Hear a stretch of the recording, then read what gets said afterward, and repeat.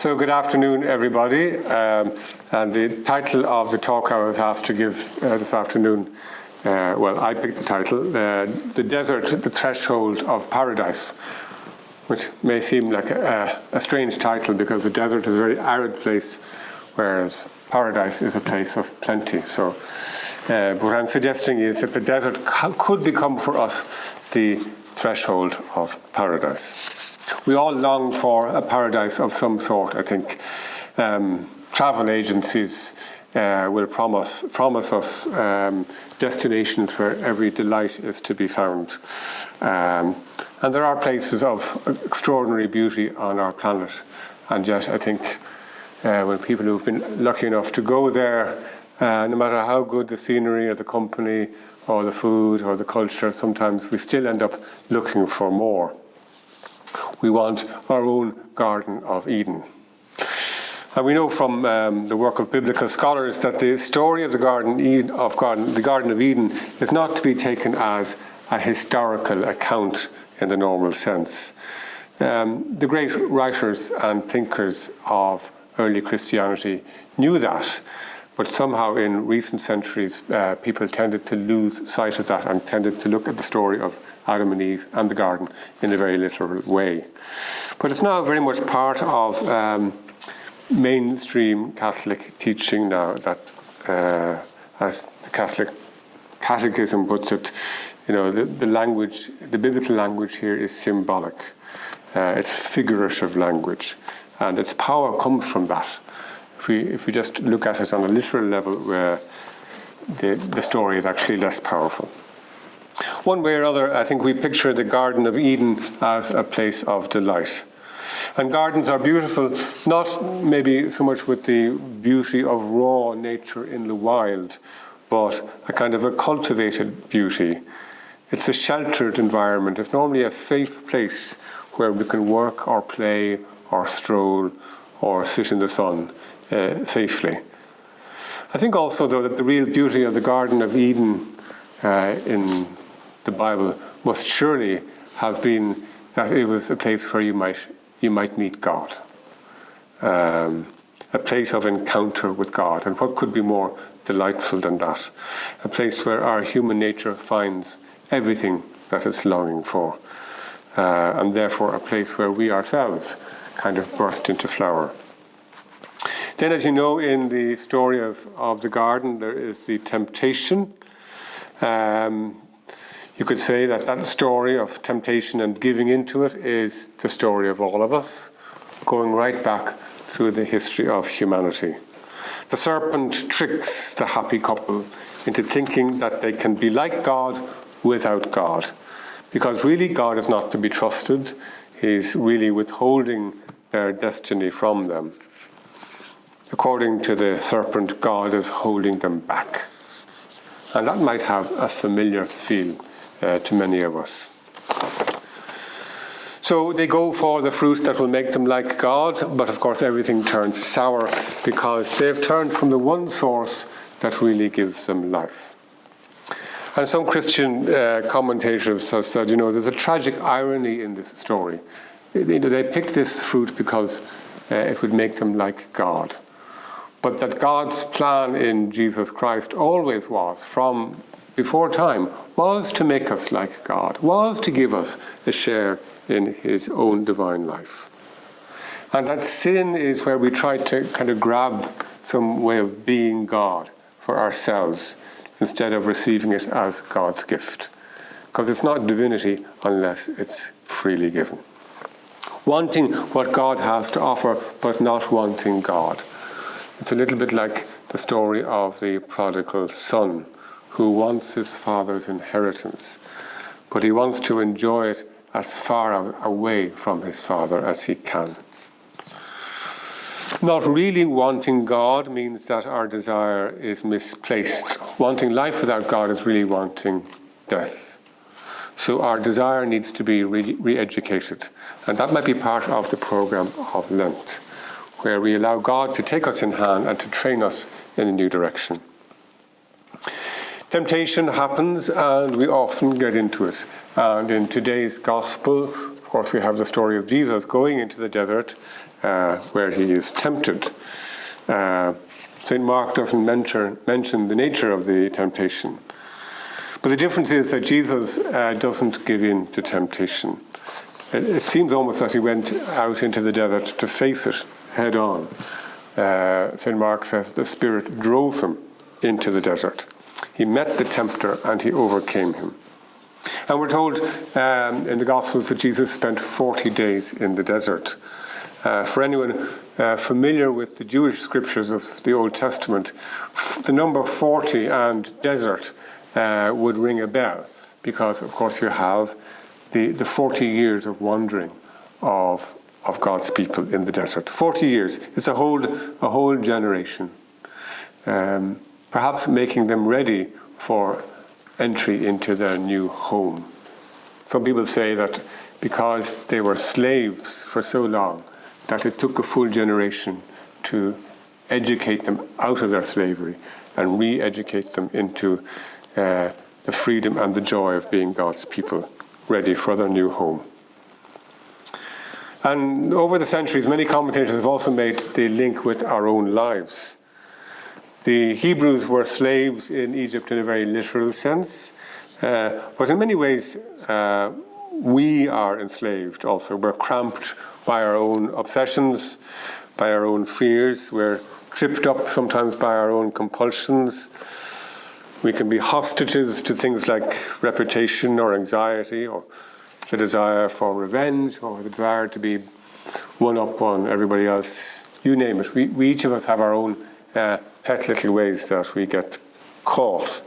And the problem about this is it's the perfect recipe for unhappiness. It's not flowing with milk and honey. And the traditional wisdom is that to arrive at the garden of delights, to arrive into the land flowing with milk and honey, a place of deep spiritual delight, we have to pass through the desert. We have to somehow be freed from this kind of slavery that's at work in us. So Lent is in a sense like a rehabilitation center for addicts. We kind of deliberately cordon ourselves off from certain things that tend to enslave us, tend to cramp our freedom and our joy. So they say then that Jesus is there 40 days in the desert, so he's identifying with the history of his people who went through 40 years in the desert. And we know from the Bible accounts that those 40 years were a difficult time. They were a time of testing, a time of bickering, a time when they had to learn the hard way to trust in God. They ran out of water and they panicked and they complained. They ran out of food, they panicked and they complained. They got sick of Moses as a leader and they complained. And God provided them with the water they needed. God provided them with manna in the desert to nourish them, just enough food for each day. And eventually they started complaining about that too. They were sick of it. It was so dull and boring compared to the great variety of food that they had back in Egypt when they were slaves. So they had to learn that God really was with them, even though they seemed to be in a kind of a God-forsaken place where there wasn't much, that at every step, just when things looked as if they were getting really bad, God always provided. So it was a long lesson to be learnt. It took a whole generation. But centuries later, someone like the prophet Hosea, looking back at that time, described it actually as a honeymoon, comparing God and his people to a married couple. By the time Hosea is preaching his message, his people have forgotten, in a sense, they've forgotten God's love for them, they've forgotten the Lord, they've gone after different lovers. And I think what Hosea says about all of this is very, very rich and very moving. So I'll just read a little bit of what he says, because what he's saying is he's going to bring them back to the wilderness again. They have to learn the message of the desert again. He says, speaking as if the people are his own wife. the Lord says, "Therefore I will now allure her. I will bring her into the wilderness and speak tenderly to her. From there I will give her her vineyards and make the valley of Achor a door of hope. There she will respond as in the days of her youth, as at the time when she came out of Egypt. On that day, says the Lord, you will call me my husband, and no longer will you call me my Baal." Remember, Baal was the name of one of the gods of the Canaanites, to which they had a tendency to turn instead of to the Lord. And Baal also means master. So you'll call me my husband instead of my Baal. For I will remove the names of the Baals from her mouth, and they shall be mentioned by name no more. I will make for you a covenant on that day with the wild animals, the birds of the air, and the creeping things of the ground. I will abolish the bow, the sword, and war from the land, and I will make you lie down in safety. I will take you for my wife forever. I will take you for my wife in righteousness and in justice, in steadfast love and in mercy. I will take you for my wife in faithfulness, and you shall know the Lord.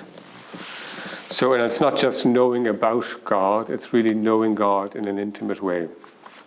Again, the biblical scholars point out in the story of Adam and Eve, when they have their first children, Cain and Abel, it says Adam knew Eve, and then Eve conceived. So it's a very intimate way of being with somebody else. So God's promise through Hosea to his people is, you will know the Lord. You'll be as close as husband and wife. So maybe just as married couples sometimes head off for a second honeymoon to rekindle the relationship, maybe we could look at Lent in that light. That it's a time when God lures us out into the desert in order to speak tenderly to our heart.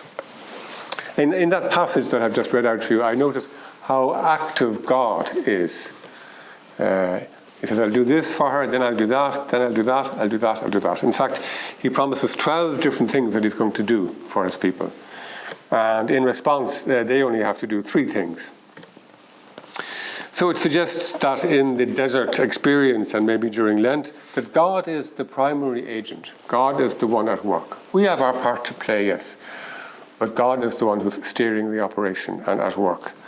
So sometimes we ask, what are you doing for Lent? I sometimes like to say, actually, I'm not interested in what you're doing for Lent. I want to know, what is God doing in your life for Lent? What is God doing in my life for Lent?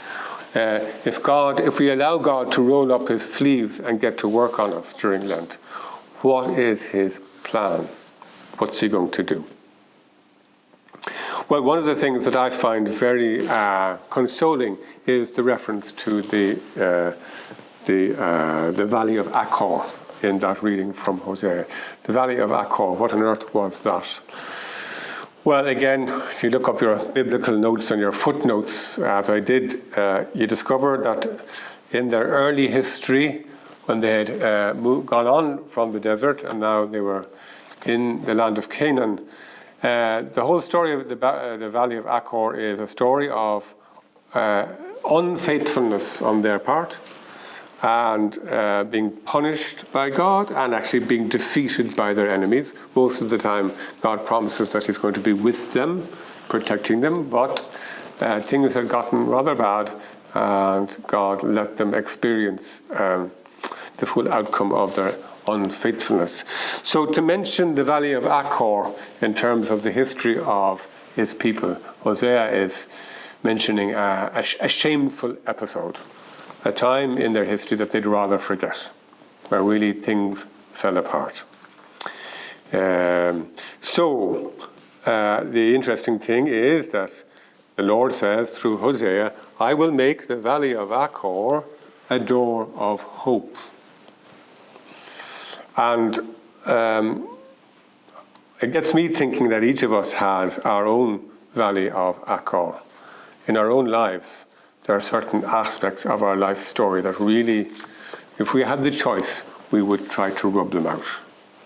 Stuff in our lives just that didn't go well, moments where we really messed up, and sometimes some of us are still suffering into the present day because of things that went wrong in the past, things of which we are ashamed. But the Lord's promise to us is, if we let him in and if we enter into the desert with him, he will turn that particular valley of Achor in my life into a gateway of hope.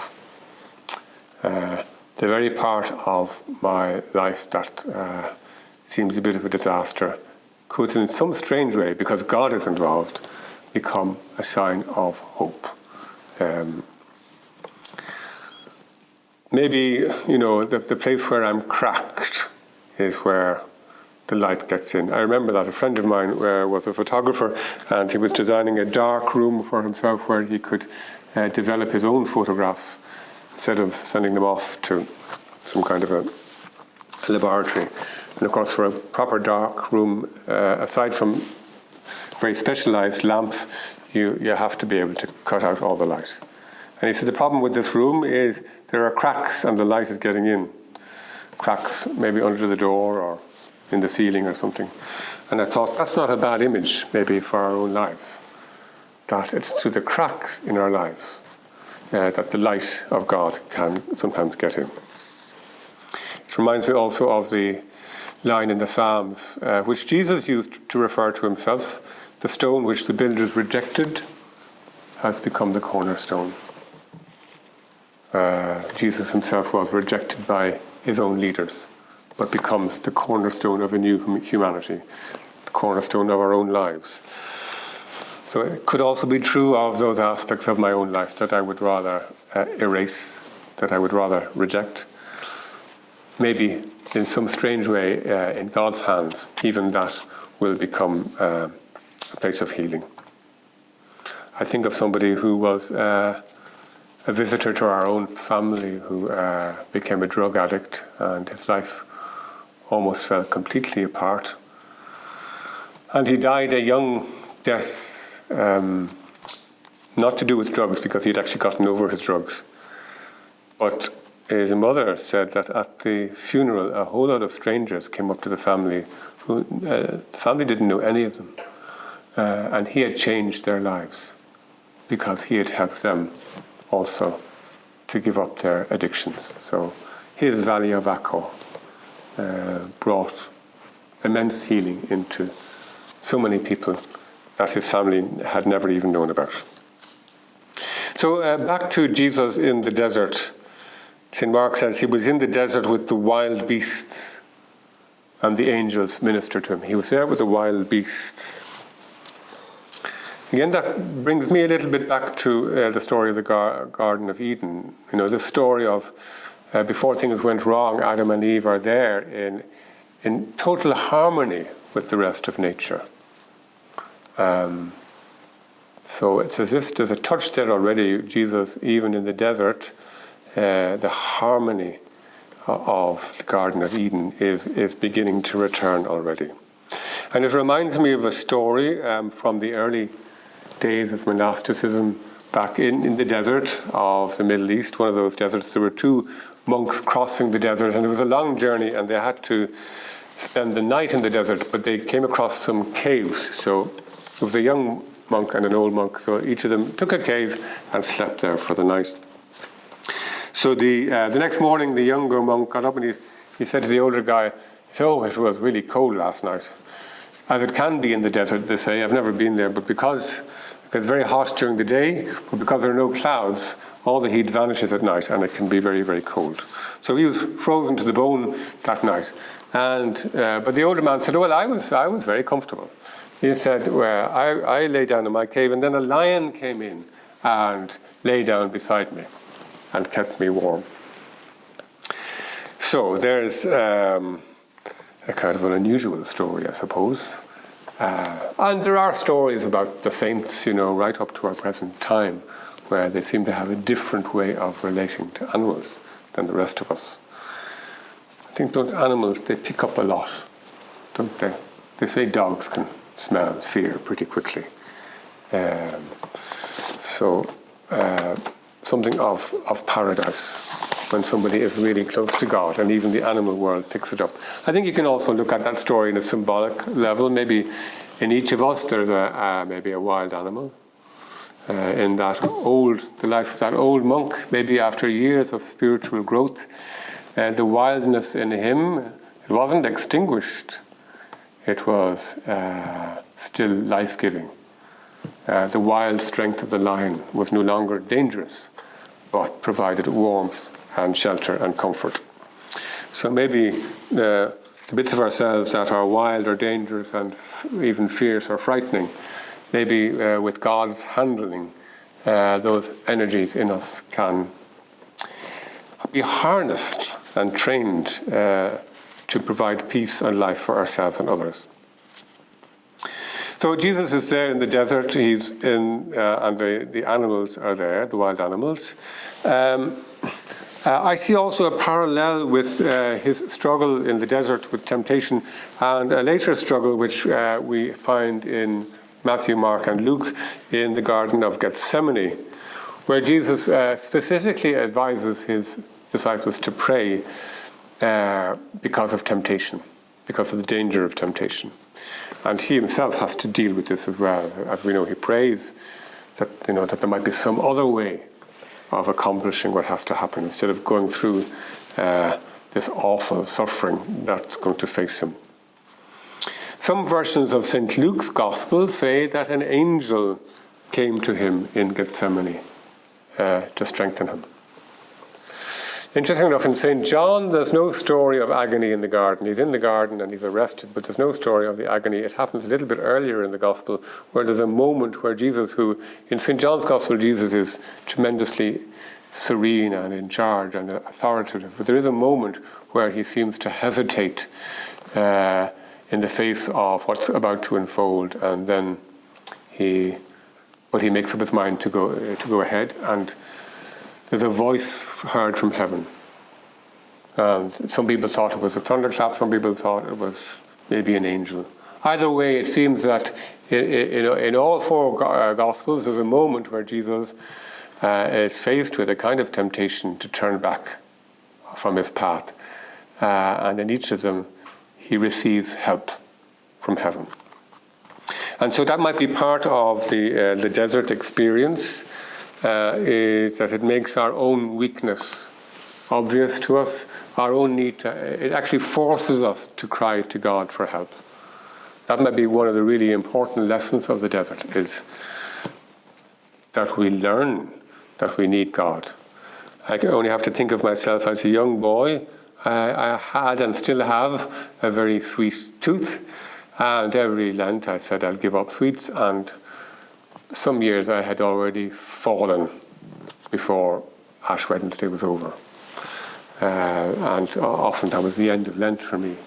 Whereas, I suppose, with a bit of hindsight now, I realise now actually that could have been a moment of great learning, of realising, of course I can't cope on my own, that I do need God. And that's what gives us what St. Matthew's Gospel calls spiritual poverty. That we know we need help. Blessed are the poor in spirit, theirs is the kingdom of heaven. But if you don't cry out for help, maybe you won't get it. So the story of the desert and of Gethsemane is that help comes. That we really are beggars and we need to beg.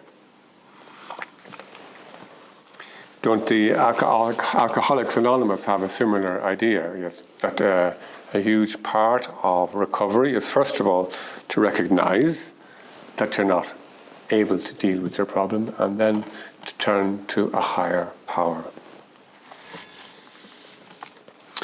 There were other temptations for Jesus during his life.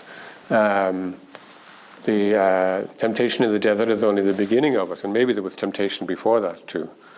So, for example, when he predicts his suffering and death, Simon Peter takes him aside and says, Lord, no, this can't happen for you. It can't be like this. And Jesus is very vehement. He says, get behind me, Satan. Sometimes I feel sorry for Peter. He was only trying to help. But Jesus is very severe. I don't think he's being severe on Peter himself. He's being severe and adamant in relation to the fact that he's being tempted. Because maybe you could say that Satan is using Peter at that point. So Jesus, you can see how he deals with temptation very, very forcefully. St. John tells us that after the feeding of the 5,000, they wanted to make Jesus king, which was a temptation. He was and he is a king, but not the kind of king they wanted. So he dealt with that temptation to power, to coercive power, by running away up the hills. And as we saw then later in the Garden of Gethsemane, the temptation was so strong that his soul was filled with sorrow. But he dealt with it by praying. And even on the cross, there was temptation. Come down off the cross. He helped others. He can't help himself. Temptation to justify ourselves in front of others. So Lent then is when we go out into the desert experience. We, in some ways, deliberately cut ourselves off from certain sources of comfort and delight and pleasure and security. As I say, it could be an element of re-educating our desire. We could maybe take it as axiomatic, take it for granted that our deepest desire is for God. That's where our deepest happiness comes from. It's the desire that will most fully bring us to life. But I think for many of us, it's a desire that a lot of the time remains buried. It's like fire that's buried under the ashes, and that it has to be stoked up again. And maybe we like to keep it buried, because if it flares up, it might be painful. It might burn away some of the things that we like to cling to that perhaps aren't too good for us.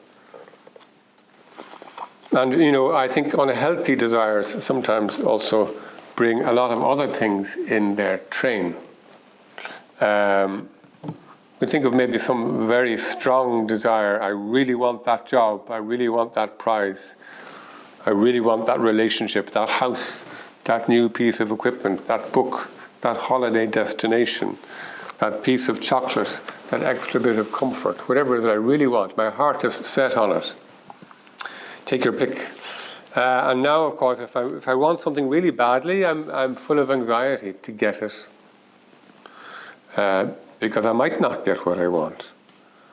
And if I do get what I want, sometimes my anxiety may well remain or even increase. So if I get elected to such and such a job, I want to remain elected. I don't want to lose my seat. And then hanging around in the same pack with anxiety and desire sometimes is our friend anger, which in itself is a healthy enough instinct. It's there to protect us and to protect others, but it's a bit like explosives, I suppose. Often we don't know how to handle explosives, so sometimes we simply don't use it. But I get angry if I don't get what I want. I get angry maybe with the person who stands in the way of what I want. I can get angry with myself for not achieving what I want.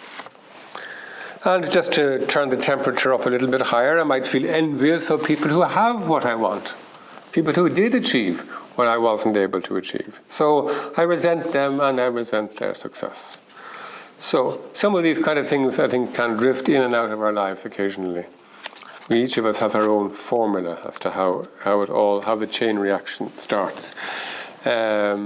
But I suppose the thing is that sometimes when you start wanting something really badly, it ends, as it brings a whole train of things, a chain reaction of anxiety, anger, envy, resentment, and so on. But it all comes from misplaced desire, whereas desire for God won't bring any of those. Because when we start following that desire, God actually gives us what we want. And they say, even more than we want. So part of God's, I think, plan for us is to free us from a lot of that toxic mix, because it chokes the life out of us. And I think of that parable that we get in the Gospels where Jesus talks about the seed that is planted, God's word, God's message of love. It's planted in our hearts, but he says sometimes the seed falls into thorns, and the thorns choke the seed and it doesn't grow.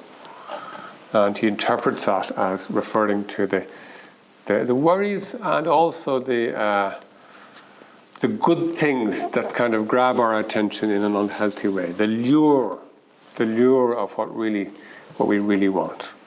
And so it takes our mind and heart away from God. It chokes something which is deeper and which is better. So this seed doesn't produce any crop. So it's the opposite of the Garden of Eden. We remain barren. So I think that giving up this or that for Lent is about re-educating our desire. It's not about being heroic. It's not about proving anything to ourselves or to God. It's certainly not about paying a price to God for anything, because everything God gives is free. But it might be some way of re-educating ourselves, of learning to find a taste for God rather than this taste for other things that nearly always leave us dissatisfied. St. John of the Cross says that when we really opt to find our consolation and our contentment nowhere except in God, that very soon we get a special visit from God that confirms our decision, and that we discover a delight that can be found nowhere else. Which I suppose is a little bit like, again, another parable of Jesus, isn't it? The person who finds the treasure in the field, buried, hidden treasure, and he sells all that he has to have that treasure. He's willing to give up everything because he's discovered something better. Or the merchant who goes looking for the fine pearls and again discovers this pearl, this priceless pearl, and he sells everything to get it. So I suppose that kind of being able to decide to find our consolation, our contentment only in God is setting the bar quite high. I suspect that a lot of us are quite far from that. Certainly I am. So maybe Lent is a time where we take a few small steps in that direction. And that's in fact what St. Benedict says. He says, do something. Do something small. Do a little bit more prayer, a little bit less eating, a little bit more silence, a little bit more of something, a little bit less of something. Something that you're actually able to do. He's very dubious about kind of drastic, heroic asceticism, because normally that falls flat. And as often happens, you end up binging on whatever it was you had given up. I've never been to any of the great deserts of the Middle East. I've been told by somebody who was there that one feature of the desert is there's an immense silence. And this might also be part of our Lenten programming. Maybe notice how quick you might be to get onto the computer, get onto social media, get onto YouTube or whatever it is, or when you're driving from A to B, as a matter of habit, turn on the radio instead of the silence. Silence is golden. Silence can be a beautiful experience. I think when you're really frazzled, all of us appreciate a bit of peace and quiet. But I suspect that a lot of the rest of the time, in a strange way, that we perhaps run from silence, because lengthy silence leaves us opening to discovering more about ourselves. And sometimes those parts of ourselves that have been pent up or unexamined or avoided begin to rise into our awareness, and that can be very, very uncomfortable. But it could be part of God's rearranging our lives for the better. So silence is something to think about. I think also of the story of the prophet Elijah, who fled for his life because Queen Jezebel was out to kill him.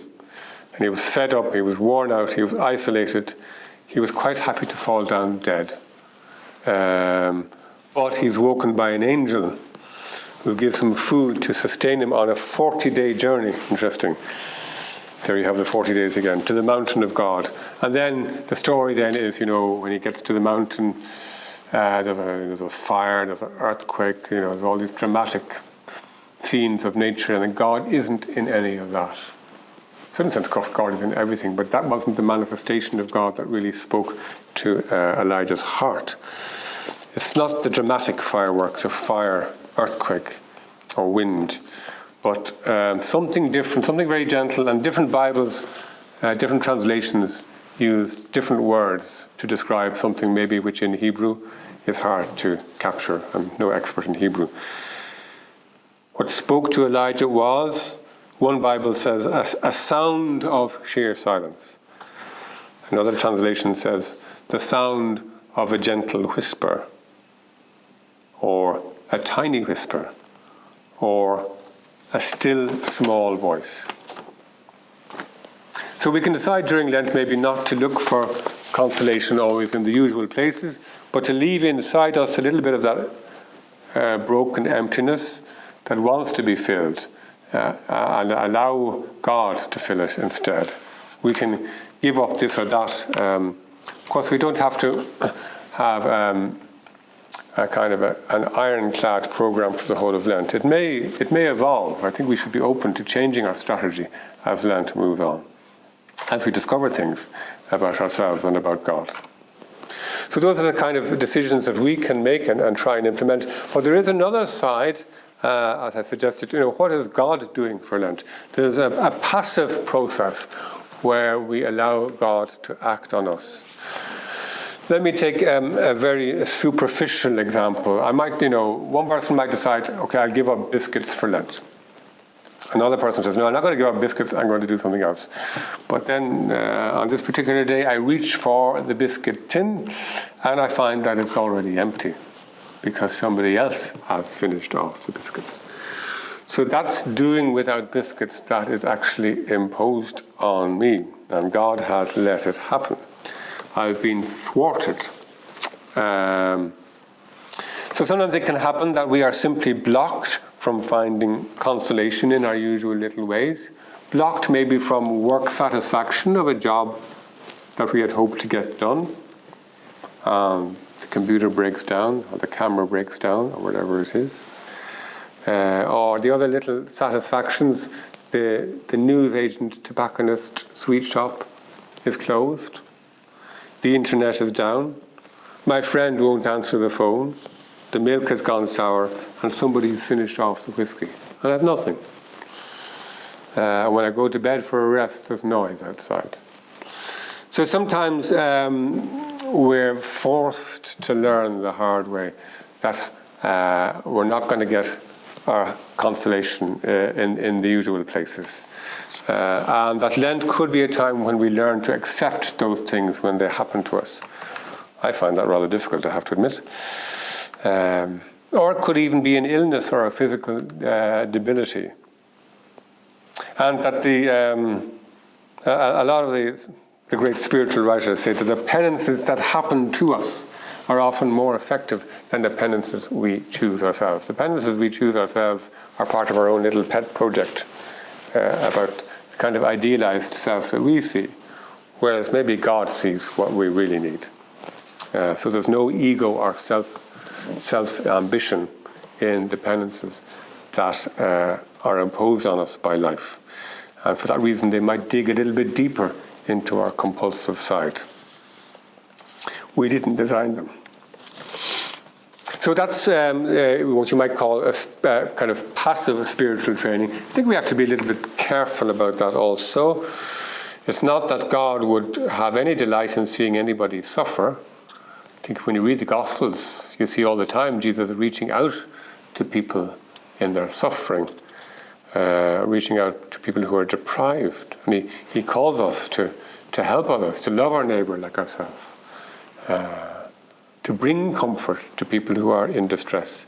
So when we're talking about passive spiritual purification, we have to be very careful, particularly about applying it to others, I think.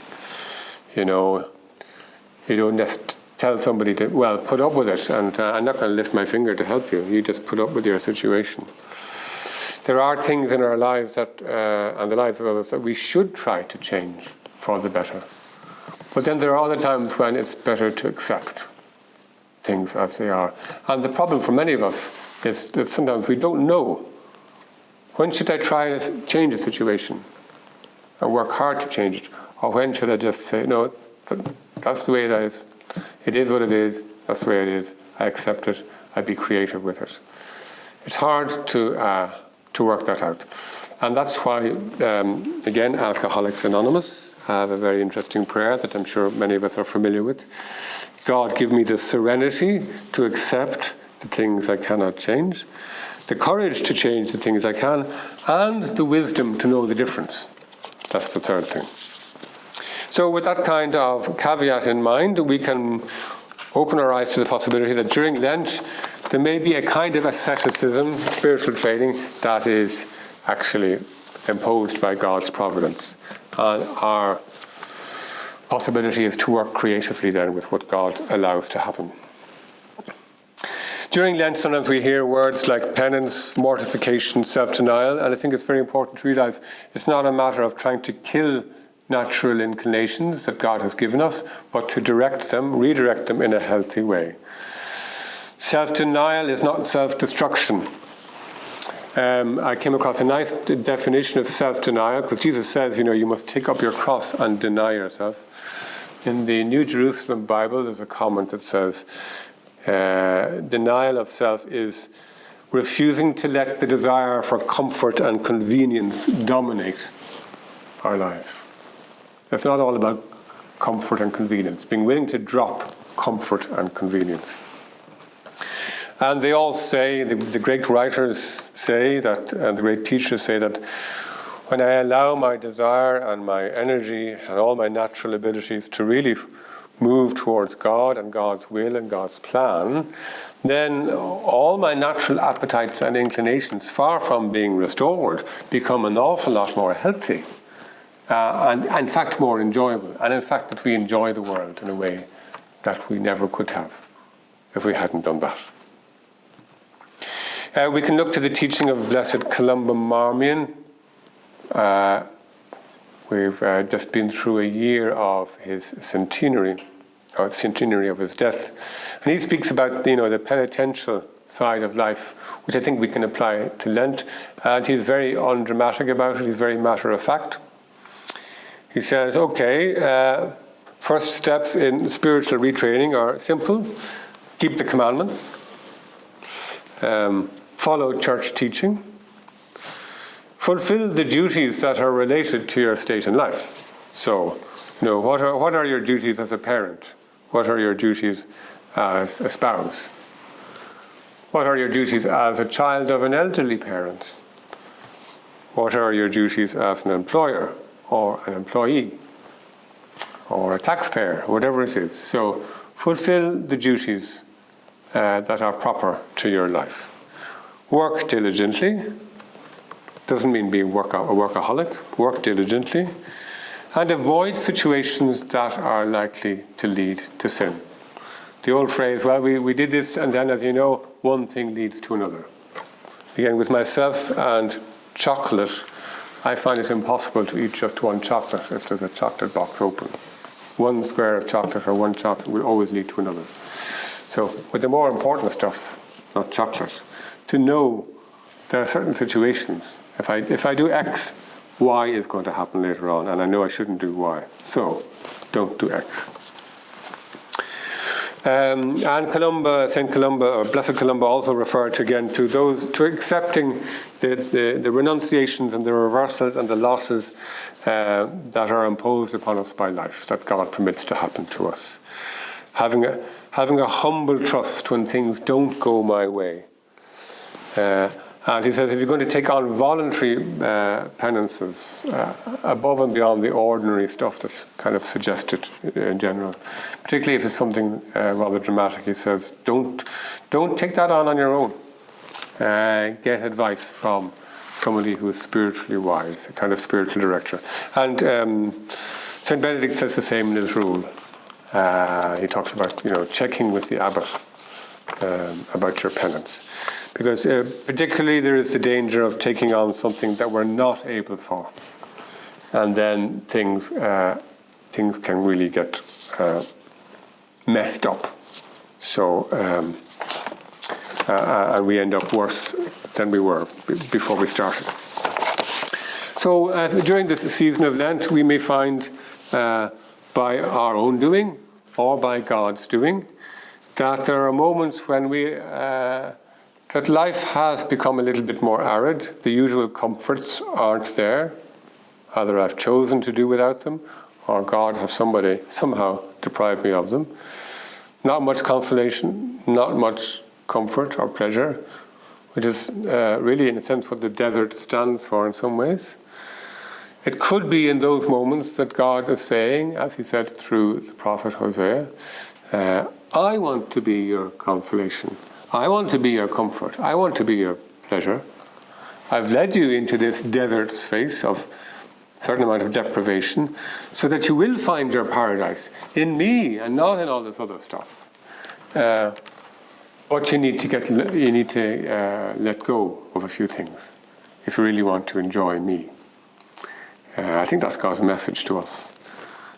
So I think the question is then, will I take the risk of letting go of a few things in order to discover that in the middle of that moment of deprivation, I might discover that there is a paradise within me and around me in the presence of God.